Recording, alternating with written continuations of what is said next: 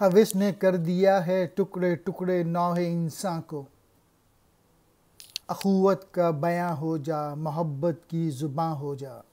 कुरान में बार बार जिक्र है गफलत में रखा इंसान को बहुतात की हर्ष ने, यानी माल जमा करने की हर्ष ने, यानी ग्रीड ने।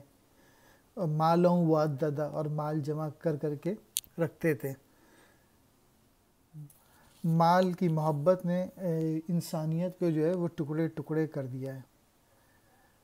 मोहब्बत फैला, मोहब्बत से लोगों से मिल, ये मेन मैसेज है इकबाल का। और मोहब्बत बहुत ही ज़बरदस्त फीलिंग्स होती हैं।